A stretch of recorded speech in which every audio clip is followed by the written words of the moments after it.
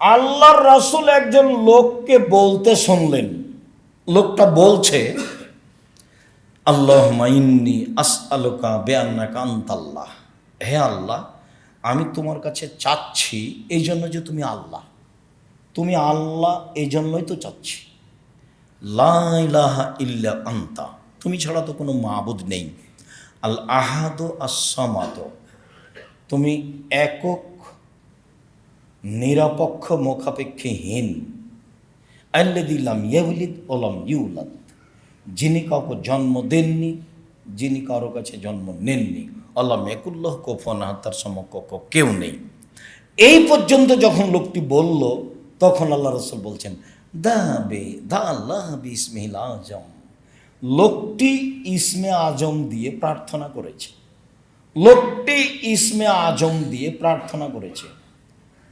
এই যা সুইলা বিহি আতা, এ দিয়ে চাইলে আল্লাহ দিয়ে দেন। এই দিয়ে চাওয়া হলে আল্লাহ দিয়ে দেন। ওই যা দুয়া বিহি আজাবা, এই দিয়ে প্রার্থনা করলে কবুল করে নেন। এই দিয়ে প্রার্থনা করলে আল্লাহ কবুল করে নেন।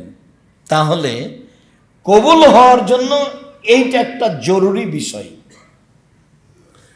সাদ রাদিয়াল্লাহু তাআলা আনহু বলেন, রাসূল সাল্লাল্লাহু আলাইহি ওয়াসাল্লাম বলেছেন, দাওয়াতু জিন্নুনে ওয়া ফি বাতনিল হুত, লা ইলাহা ইল্লা আনতা সুবহানাকা ইন্নী কুনতু মিনাজ জালিমিন। ক্বালা রাসূলুল্লাহ সাল্লাল্লাহু আলাইহি ওয়াসাল্লাম, লা ইয়াদু বিহা রাজুলুন মুসলিম ইল্লা ইস্তাজাবা লাহু। কোন মানুষ যদি ইউনূস আলাইহিস সালামের ওই দোয়া পড়ে, যে দোয়া তিনি মাছের পেটে বলেছিলেন। ইউনূস আলাইহিস সালাম মাছের পেটে বলেছিলেন, লা ইলাহা ইল্লা আনতা সুবহানাকা ইন্নী কুনতু মিনাজ জালিমিন। এখানে কিন্তু আমাকে বাঁচাও এরকম কোনো কথা নেই। তুমি ছাড়া কোনো মাবুদ নেই, তোমার আমি পবিত্রতা ঘোষণা করছি, আমি অপরাধীদের একজন, তবে পাপী স্বীকৃতি আছে, আমি পাপ করেছি তার স্বীকৃতি আছে। এক, তুমি ছাড়া কোনো মাবুদ নেই। দুই, তুমি পাক পবিত্র। তিন, আমি অপরাধী। এখন আল্লাহ বলছেন, ইউনূস যদি এই দোয়া মাছের পেটে না বলতো, তাহলে আমি ইউনূসকে কিয়ামত পর্যন্ত মাছের পেটে রেখে দিতাম। এই দোয়া দিয়ে আমি তাকে বাঁচিয়ে দিয়েছি। তারপর আল্লাহ রাসূল বলছেন, যে কোনো পুরুষ, যে কোনো নারী, যে কোনো পুরুষ, যে কোনো নারী, ফিসাইন, যে কোনো বিষয় এই দোয়া পড়বে, ইস্তাজাবা লাহু, আল্লাহ তার দোয়া কবুল করে নেবেন। আনাস রাদিয়াল্লাহু তাআলা আনহু বলেন, আমি রাসূলের সাথে বসেছিলাম, একটা লোক মসজিদে সালাত আদায় করলো। সালাত আদায় করার পরে বলছে, আল্লাহুম্মা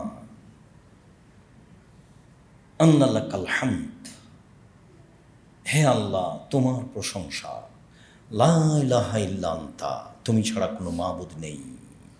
আল হান্নানু আল মান্নানু, তুমি দয়াশীল, তুমি অনুগ্রহশীল। বাদিউস সামাওয়াতি ওয়াল আরশ, তুমি আসমান জমিনকে নমুনা ছাড়াই সৃষ্টি করেছ। ইয়া হাইয়ু ইয়া কাইয়ুম আসআলুকা, হে চিরস্থায়ী, হে চিরঞ্জীবী, আমি তোমার কাছে চাচ্ছি।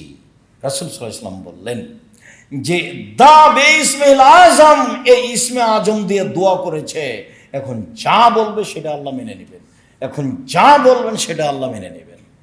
তাহলে এগুলো সব ইসমে আজম, এইগুলো আগে পড়তে হবে, তারপরে দুরূদ। সম্মানিত দিনী ভাই, সালমান ফারসি রাদিয়াল্লাহু তাআলা আনহু বলেন, রাসূল সাল্লাল্লাহু আলাইহি ওয়াসাল্লাম বলেছেন, ইন্নাল্লাহা হাইয়ুন কারীম, আল্লাহ হচ্ছেন লজ্জাশীল, সম্মানী। একে তো খুব সম্মানী আর লজ্জাশীল। সম্মানী মানুষ সব কাজ করতে পারে না, আবার খুব লজ্জা পায়।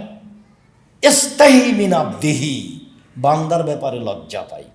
এই যা রাফা ইলাইহি ইয়াদাইহি আয়রুদু মাসিফরান, যখন হাতখান উঠিয়ে তার দরবারে বলে, তখন আল্লাহ ফিরিয়ে দিতে লজ্জা পায়। হাত উঠিয়ে যখন তার দরবারে বলে কিছু, তখন লজ্জা পায়। উনি নিজেই লজ্জাশীল, নিজেই সম্মানী, আবার বান্দা যখন হাত উঠিয়ে কিছু বলে তখন খালি হাত ফিরিয়ে দিতে লজ্জা পান। ইবনে আব্বাস রাদিয়াল্লাহু তাআলা আনহু বলেন, রাসূল সাল্লাল্লাহু আলাইহি সাল্লাম বলেছেন, আল মাসআলাতু আন তারফা ইয়াদাইকা হাজওয়া মানকাবাইকা। চাওয়া হচ্ছে তুমি তোমার হাতকে বুক সামনাসামনি উঠাবা। চাওয়া হচ্ছে তুমি তোমার হাতকে বুক সামনাসামনি উঠাবা। অলিবতিহাল, এখনই দিতে হবে, খুব বিনয়ের সাথে বলছি, এক্ষুনি দিতে হবে। অলিবতিহাল আন তামুদ্দা ইয়াদাইকা জামিয়ান, তাহলে তুমি তোমার হাতটা আগে বাড়িয়ে দিবা, সোজাসুজি সামনে, আর না হলে উপরে একবারে পুরো সোজা, আর না হলে উপর দিকে। সাধারণত হাত উপর দিকেই তোলা হয়, তাহলে উপর দিকে হতে পারে, মাথার উপরে যেতে পারে, সমস্যা নেই, যদিও কোনো হাদিসে এই পর্যন্ত এসেছে। হাত উঠিয়ে আর এই মুহূর্তেই দিতে হবে, এইটা করলে, যেমন বুখারী মুসলিমের আর একটা হাদিসে এসেছে, কানান নবী সাল্লাল্লাহু আলাইহি সাল্লাম ইয়ারফা ইয়াদাইহি হাত্তা ইউরা বায়াজা ইবতাইহি। আল্লাহ রাসূল দোয়াতে হাত উঠাতেন, তখন বুখারী মুসলিম, হাত এভাবে উঠাতেন যে বগলের শুভ্রতা দেখা যেত। তাহলে এভাবে থাকলে তো বগলের শুভ্রতা দেখা যাবে না। বগলের শুভ্রতা দেখা যায় কেন? চাদর পরে সালাত আদায় করতেন, এই জন্য সবসময় গায়ে চাদর থাকতো। তো এবার হাতে এইভাবে উঠালে তো বগলের শুভ্রতা দেখা যাবে, এইভাবে করলেও তো দেখা যাবে না, এইভাবে উঠালে বগলের শুভ্রতা দেখা যাবে। বুখারী মুসলিমের হাদিসে এটাই বুঝাই। সম্মানিত দিনী ভাই বোন, আবু হুরায়রা রাদিয়াল্লাহু তাআলা আনহু বলেন, মুআবিয়া রাদিয়াল্লাহু তাআলা আনহু বলেন, অনেক বর্ণনায় এসেছে উমামা বাহিলি রাদিয়াল্লাহু তাআলা আনহু বলেন, রাসূল সাল্লাল্লাহু আলাইহি সাল্লাম বলেছেন, লাইসা শাইউন আহাব্বা ইলাল্লাহি মিন কাতরাতাইনি ওয়া সারাইনি। দুইটি বিন্দু ফোঁটা আল্লাহর কাছে যত প্রিয়, পৃথিবীর কোনো কিছু আল্লাহর কাছে তত প্রিয় নয়। এক ফোঁটা চোখের পানি। আলোচনার প্রারম্ভে বলেছি যে চাওয়া কাজটা আল্লাহর কাছে যত প্রিয়, কোনো ইবাদত আল্লাহর কাছে তত প্রিয় নয়। এবার বলছি যে এক ফোঁটা চোখের পানি আল্লাহর কাছে যত প্রিয়, কোনো ইবাদত আল্লাহর কাছে তত প্রিয় নয়। সম্মানিত দিনী ভাই বোন, এবার আমরা কাছাকাছি চলে আসি। এক, চাওয়া কাজটা সবচেয়ে প্রিয়। দুই, হাত উঠালে লজ্জা পাই ফিরিয়ে দিতে। তিন, চোখের পানি তার কাছে সবচেয়ে প্রিয়। চার, ইসমে আজম যেভাবেই হোক, কিছুই যদি মুখস্থ না থাকে তাহলে লা ইলাহা ইল্লা আনতা সুবহানাকা ইন্নী কুনতু মিনাজ জালিমিন। তারপরে দুরূদ ইব্রাহিম। কেন? উমর রাদিয়াল্লাহু তাআলা আনহু বলেন, তোমার দোয়া আকাশের উপরে যাবে না দুরূদ ছাড়া, কিছুই যাবে না। তাহলে প্রথমে বলি ইসমে আজম। ইসমে আজম সিরিয়াল দোয়ার বইয়ে দেওয়া আছে, না হলে বক্তব্যের থেকে নিতে পারি। যদি না পারি তাহলে লা ইলাহা ইল্লা আনতা সুবহানাকা ইন্নী কুনতু মিনাজ জালিমিন। এরপরে দুরূদে ইব্রাহিম, তারপরে নিজের কথা শুরু করবেন নিজে থেকে। আল্লাহ তুমি আমাকে বাঁচাও, আল্লাহ তুমি আমাকে ক্ষমা করো, আল্লাহ তুমি আমার মান সম্মান রক্ষা করো। কি চান নিজের জন্য, এরপরে বাপ মায়ের কাছে যাবেন, আল্লাহ তুমি আমার বাপ মাকে ক্ষমা করো, তারা সাধারণ মানুষ ছিল, তাদের ভুল ত্রুটি থাকতেই পারে, আমি তার সন্তান হিসেবে তোমার দরবারে প্রার্থনা করছি, তুমি আমার বাপ মাকে ক্ষমা করো। তারপরে ছেলে মেয়ের জন্য কি চান, তুমি আমাকে ছেলে মেয়ে দাও, ভালো ছেলে মেয়ে দাও, যারা জাতির জন্য উপকারী হবে, পরকালের জন্য কল্যাণকর হবে, সবার জন্য ভালো, এরকম ছেলে মেয়ে দাও। তারপরে জনগণের জন্য, 5 জনের জন্য, জাতির জন্য। আগে নিজে থেকে শুরু করবেন, নিজে, তারপরে বাপ মা, তারপরে ছেলে মেয়ে, তারপরে আপনার অন্যান্য মানুষের জন্য। দেশকে তুমি রক্ষা করো, যেটা আপনার জন্য অনুকূলে হয়। তবে এইভাবে আপনি সিরিয়ালে থাকবেন। নিজের জন্য তখন নিজে, ব্যবসা বাণিজ্য, যা কিছু প্রয়োজন, যা কিছু চান চেয়ে নিতে হবে। মুখখান বন্ধ করে রাখা পছন্দ নয়, আল্লাহ এতে অসন্তুষ্ট হন। চায় না যে আল্লাহ তারপরে অসন্তুষ্ট হন, চায় যে আল্লাহ তারপরে খুশি হন, চায় না যে আল্লাহ তারপরে অসন্তুষ্ট হন, চায় যে আল্লাহ তারপরে খুশি হন। চাওয়ার পদ্ধতি, চাওয়ার সময় রাত 12টার পরে, রাতের 3 ভাগের 2 ভাগ পার হওয়ার পরে, আর ফরজ সালাতের পরে, আর আপনার আজান এবং একামাতের মাঝে, এগুলো অন্যান্য বক্তব্যে উল্লেখ হয়েছে। বিশেষভাবে কবুলের পদ্ধতিতে দেখা যাচ্ছে যে রাতে ঘুমাতে হবে দোয়া পড়ে অজু করে, যখন ঘুম ভাঙবে তখন উঠে 2 রাকাত সালাত আদায় করে বলতে হবে। চাওয়ার পদ্ধতিতে বললাম, 1 হাত তুলে, 2 কান্নাকাটি করে, 3 এই সময়গুলিতে সেখানে থাকবে ইসমে আজম, সেখানে থাকবে দরুদ, তাহলে দোয়া কবুল হবে ইনশাআল্লাহ। সম্মানিত দিনী ভাই বোন, আমরা কোরআন এবং হাদিস থেকে যে বিষয়গুলি বলছিলাম অবশ্যই যেন আপনার কাছে স্মরণীয় হয়। অবশ্যই কোরআন মাজিদে আমরা বুঝতে পেরেছি যে নীরবে হতে হবে এবং গোপনে হতে হবে, ভয় ভীতি নিয়ে হতে হবে, অন্তরে থাকবে আল্লাহর ভয় ভীতি, এবং নীরবে গোপনে হতে হবে, যা দোয়া কবুল হয়েছে। তবে অন্য এক হাদিসে বলা হয়েছে আল্লাহ রাসূল সিজদা করলে মনে হচ্ছে যেন ওই পাতিলে পানি ফুটছে। অনেক সময় কান্নাকাটিতে শব্দ উঁচু হতে পারে, তাতে সমস্যা নেই, তবে আপনার চোখের পানি আসে যেন, হাত তুলে থাকবেন। আর আল্লাহর সুনাম অর্থাৎ হামদ প্রশংসা, তারপর মুহাম্মদ সাল্লাল্লাহু আলাইহি ওয়াসাল্লামের দুরূদ, এগুলো নিয়ে আপনি দোয়া করবেন, আল্লাহ আপনাকে বিপদ থেকে উদ্ধার করবে ইনশাআল্লাহ। যখন আপনাকে মানুষ জিজ্ঞাসা করে আমার ব্যাপারে, তখন আপনি বলুন ফাইন্নি করিব, আমি নিকটে আছি। যারা আমাকে কিছু বলতে চাই আমি তার নিকটে আছি। উজিব দাওয়াতা দাইয়ে যা দানি, যখনই আমাকে ডাকে আমি তার ডাকে সাড়া দিব, এটা আপনি বলে দেন।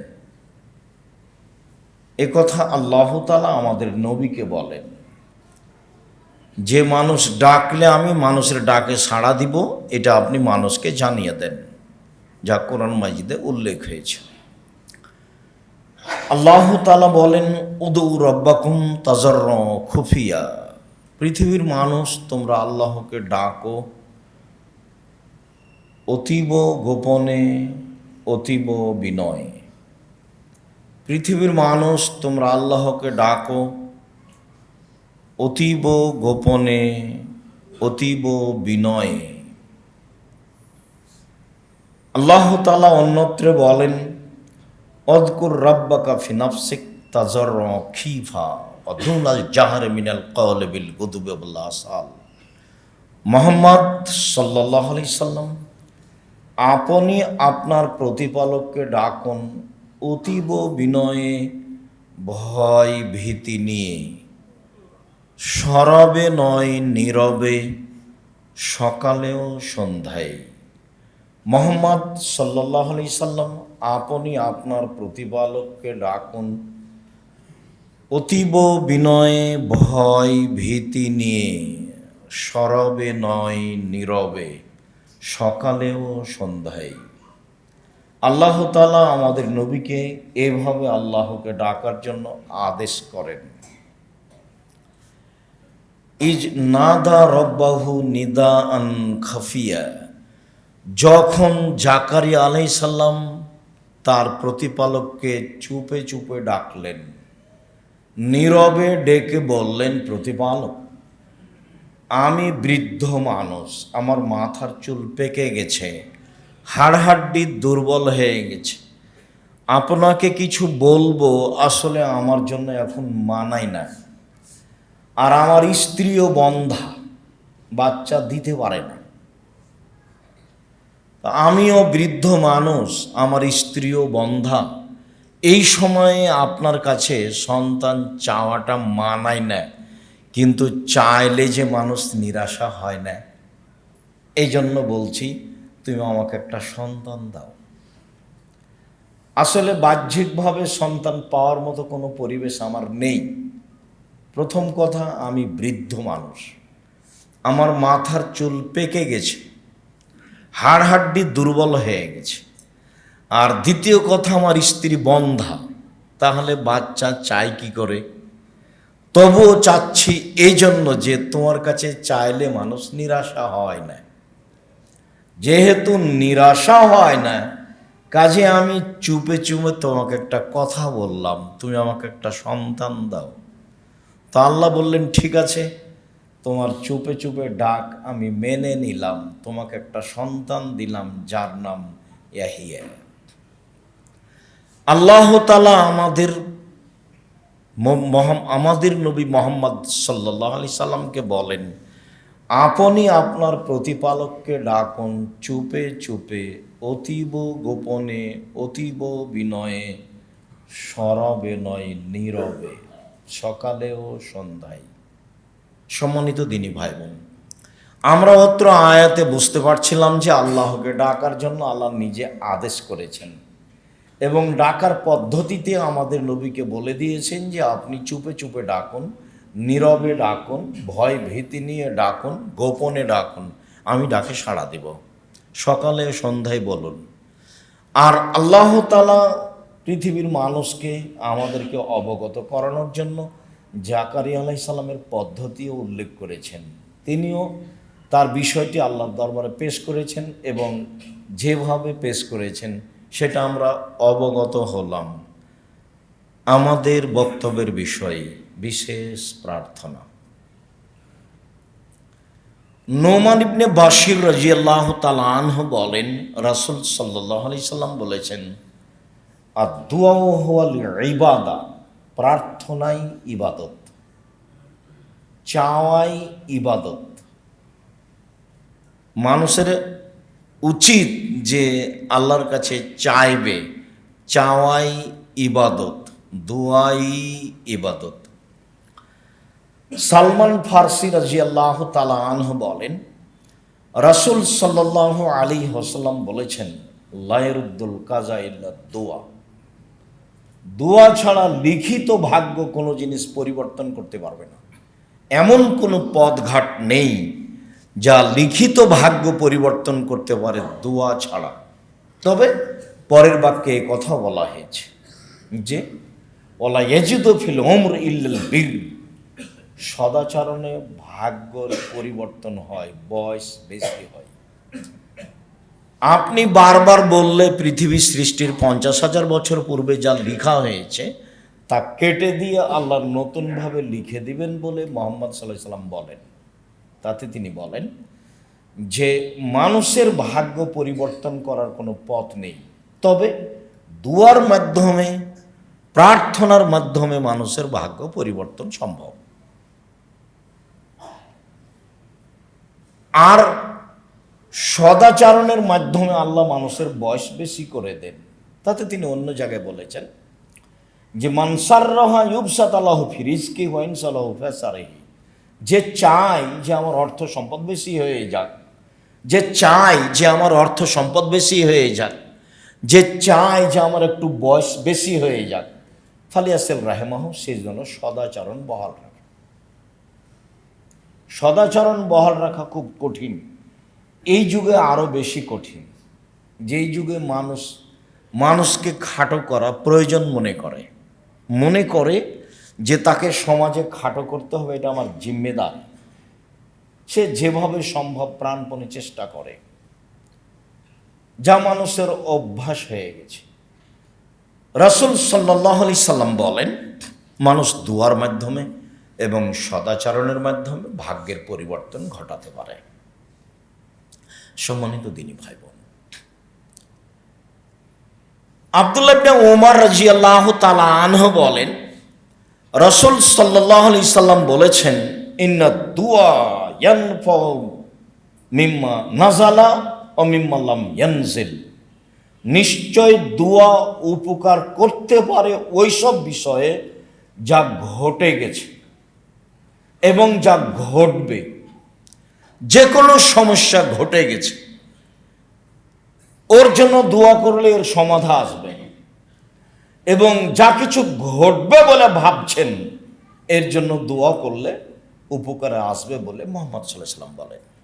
তিনি বলেন, ইন্না দুআ, নিশ্চয় দোয়া, প্রার্থনা, ইয়ানফাউ মিম্মা নাযালা, যা ঘটে গেছে এ ব্যাপারে উপকার করবে, মিম্মা লাম ইয়ানজিল, আর যা ঘটেনি এ ব্যাপারে উপকার করবে। অতএব আলাইকুম ইবাদাল্লাহে বিদুআয়ে, পৃথিবীর মানুষ তোমাদের জন্য জরুরি তোমরা প্রার্থনা করো।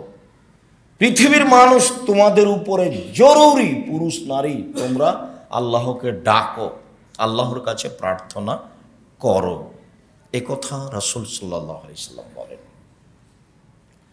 জাবের রাদিয়াল্লাহু তাআলা আনহু বলেন, রাসূল সাল্লাল্লাহু আলাইহি সাল্লাম বলেছেন, মা মিন আহাদিন ইয়াদু মিন দুআইন, যে কোনো মানুষ, যে কোনো নারী, যে কোনো পুরুষ, যে কোনো নারী যে কোনো বিষয়ে দোয়া করে, ইল্লা তাহুল্লাহ মাশাআল্লাহ, আল্লাহ তাকে দিয়ে দেন যাও চেয়েছে, আল্লাহ তাকে দিয়ে দেন যাও চেয়েছে,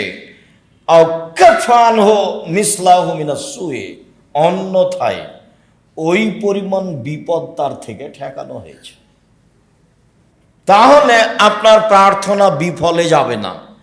এক, আপনি যা চেয়েছেন তা দিয়ে দিয়েছেন, তা দিবেন ইনশাআল্লাহ, সময়ের ব্যবধানে হলেও। আর যদি বুঝেন যে পাইনি, তাহলে বুঝবেন কোনো সমস্যা ছিল, আমার প্রার্থনার কারণে সেটাকে ঠেকিয়ে দেওয়া হয়েছে। এ কথা মুহাম্মদ সাল্লাল্লাহু আলাইহি সাল্লাম বলেন।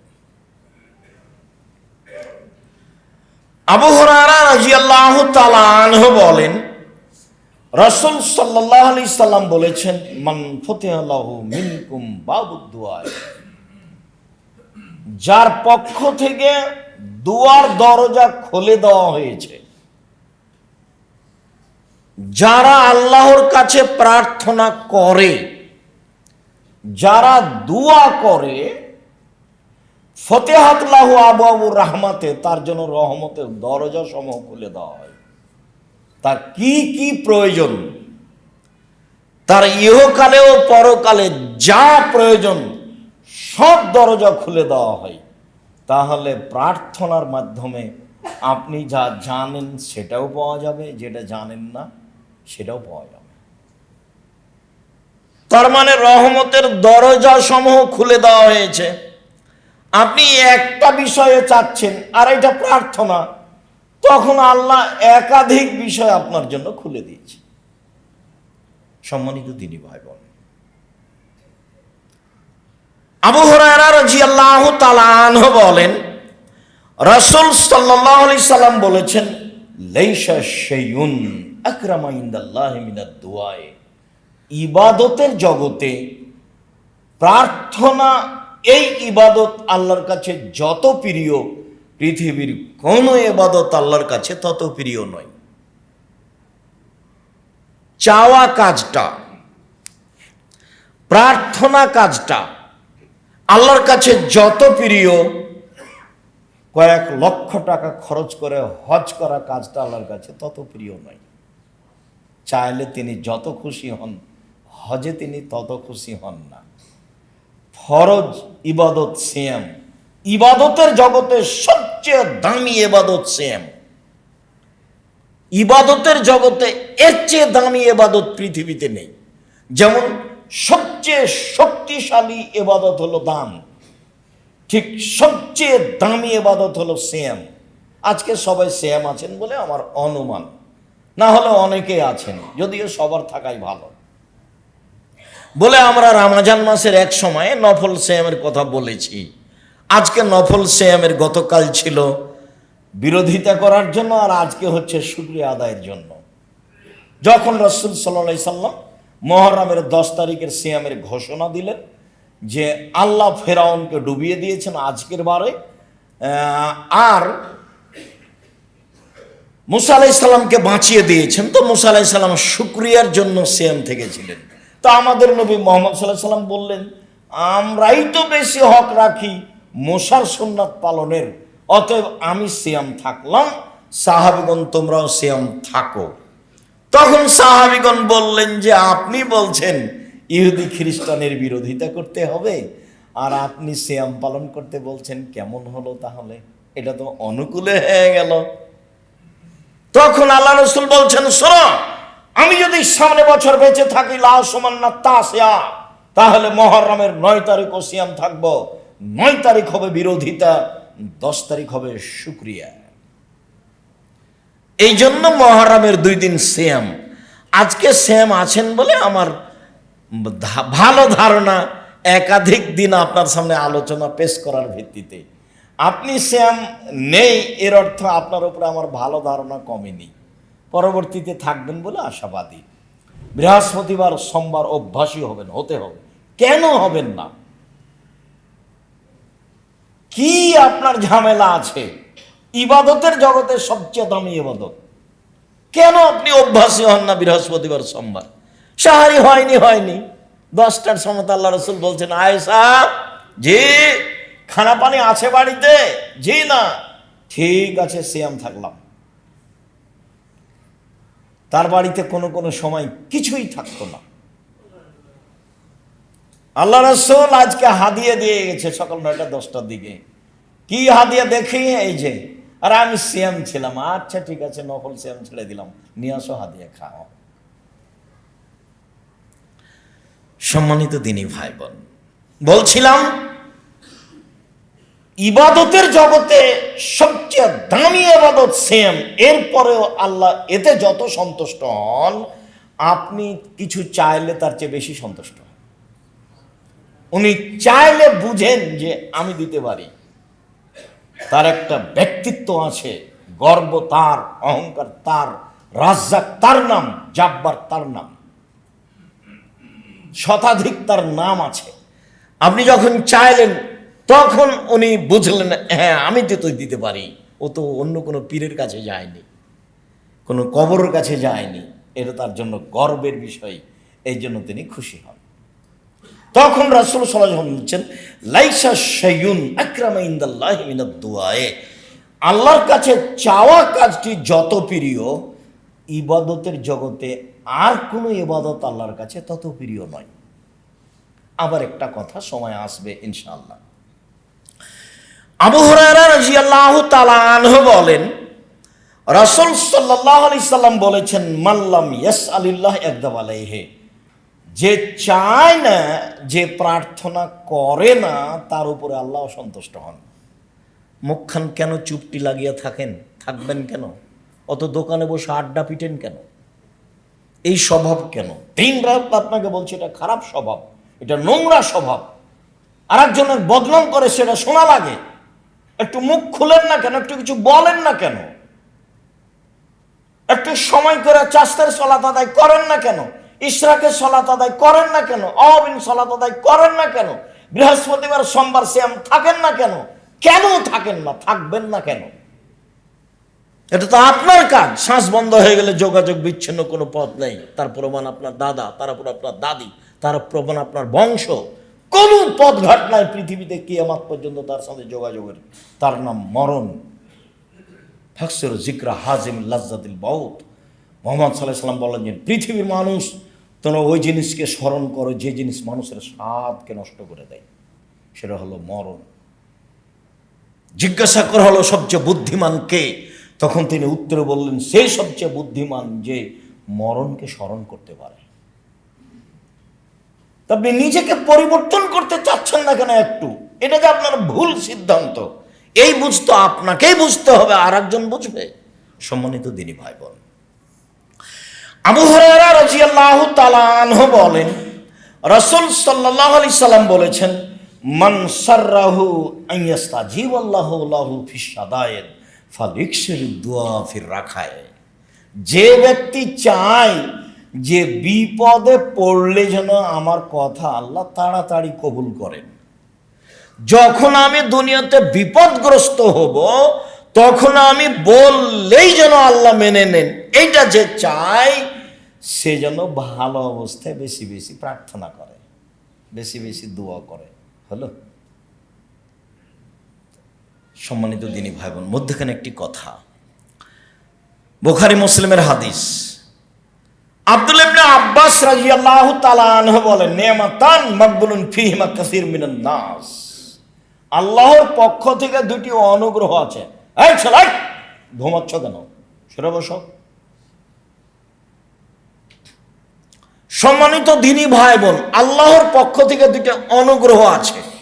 আল্লাহ বলছেন যে এই অনুগ্রহ আমি যে জন্য দিয়েছি সেটা মানুষ ভুল বুঝেছে, আমি তো এই জন্য দিইনি।